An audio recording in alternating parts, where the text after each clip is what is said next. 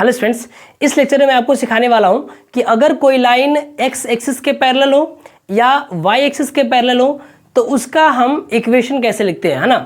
तो स्टूडेंट्स, मैंने टॉपिक्स का नाम भी लिख रखा है, equation of line parallel to X axis and Y axis. तो स्टूडेंट्स, अगर मैं बातें करूँ यहाँ पे, मैं अगर यहाँ पे एक आपके लिए ग्राफ अगर ड्रॉ करूँ और मैं यहाँ ड्रॉ कर रहा हूँ, ये अपने आप में एक्स एक्सिस है, ये वाली वाई एक्सिस है जी, और ये हो गया अपना ओरिजिन। मैंने ड्रॉ किया एक लाइन एक्स एक्सिस के पैरेलल, देखिए ये वाली लाइन मैंने ड्रॉ किया है ना, एक्स एक्सिस के पैरेलल मैंने ड्रॉ किया। और ये जो लाइन है ना, ये लाइन पास कर रही है 2 से। ये लाइन किससे पास कर रही थी?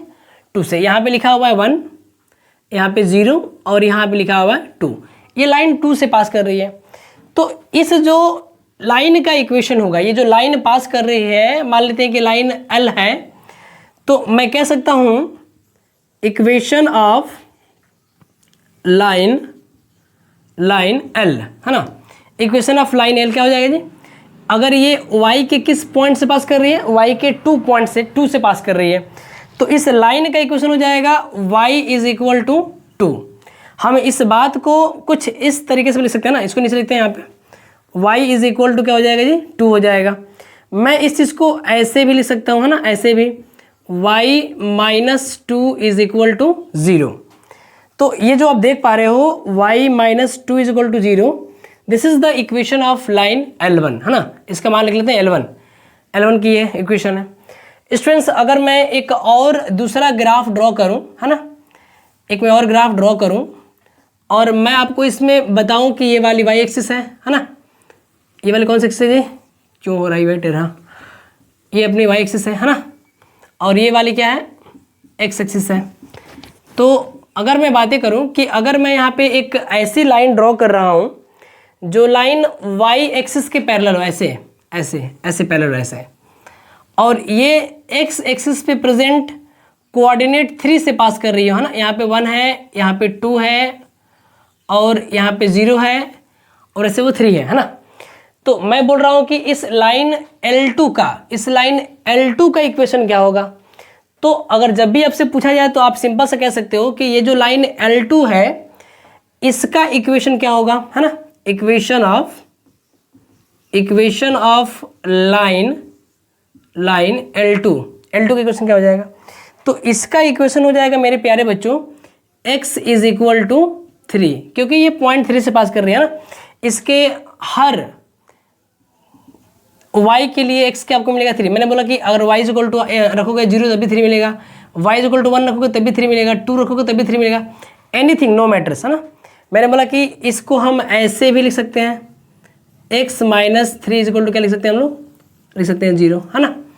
तो अभी आप समझ पा रहे हो कि अगर कोई लाइन x के पैरेलल हो तो y is equal to something होता है, और अगर कोई लाइन y के पैरेलल हो तो x is equal to something जिस पॉइंट से पास कर रही है।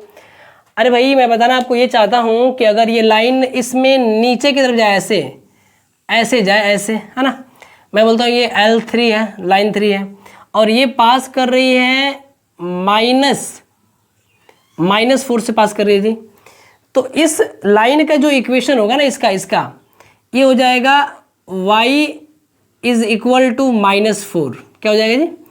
y is equal to -4। इसको हम ऐसे भी सकते हैं, y plus 4 is equal to 0। तो जब भी आपको इस तरह का इक्वेशन दिखे, इसका क्या था? इसका था students y minus 2 is equal to क्या था? 0 था, है ना। आप देख पा रहे हो। तो आपको मैं बताना ये चाहता हूँ मेरे प्यारे बच्चों, मैं बताना ये चाहता हूँ कि जब भी कोई लाइन अगर x एक्सिस के पैरेलल आपको दे रखी है तो उसका इक्वेशन कुछ इस तरीके से लिखते हैं ना, जिस पॉइंट से पास कर रही है y is equal to that लिख दीजिए, y इज इक्वल टू 2 लिखिए, या y माइनस 2 बराबर 0 लिखिए। अगर वो ये y एक्सिस पे x एक्सिस के बिलो अगर पास कर रही है किसी नेगेटिव डायरेक्शन से, तो हम वहाँ लिखेंगे y इज इक्वल टू -4, मतलब ये हो जाएगा y plus 4 is equal to 0। तो आप ये देख पा रहे हो क्या? इसमें केवल एक वेरिएबल है, y आपको दिख रहा है ना।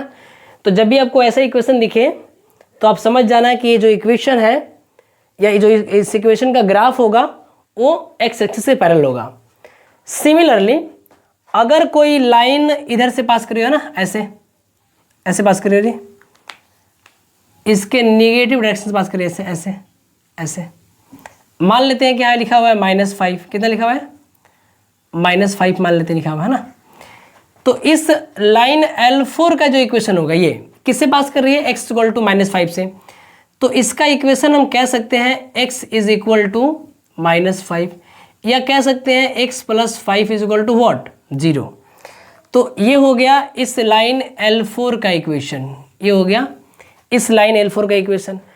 इस लाइन का इक्वेशन क्या था, इसका था x इज इक्वल टू 3, तो x - 3 इज इक्वल टू 0 था, है ना।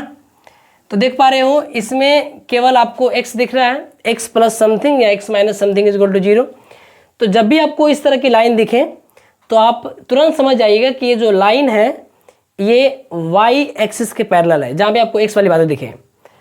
और जब भी आपको इक्वेशन इस तरीके का दिखे तो आप समझ जाना कि ये जो लाइन है वो x एक्सिस के पैरेलल है।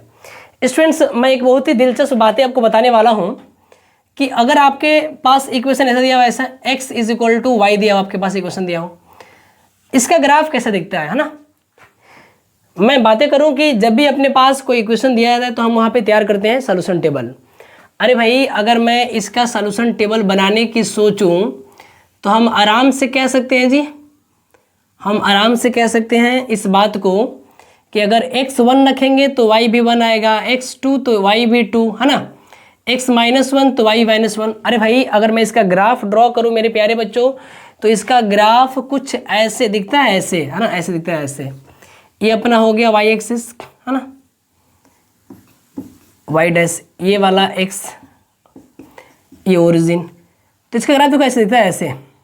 इसका ग्राफ दिखता है ऐसे, बिल्कुल ओरिजिन से जाता हुआ ऐसे दिखता है, ऐसे सेंटर से जाता हुआ। x अगर 1 है तो y भी 1 होगा, x अगर 2 है तो y भी कितना होगा जी, 2 होगा। x अगर -1 है तो y भी कितना होगा जी, -1 होगा। तो ये जो बीचों बीच जा रही है ना ओरिजिन से, ये जो लाइन, इस लाइन का जो इक्वेशन होता है ये होता है x - y is equal to 0 होता है ना। या आप कह सकते हो y - x is equal to 0। So जहाँ तक हमें उम्मीद है कि हमारे सारे बच्चों को ये टॉपिक बेहतरीन तरीके से समझ में आया होगा।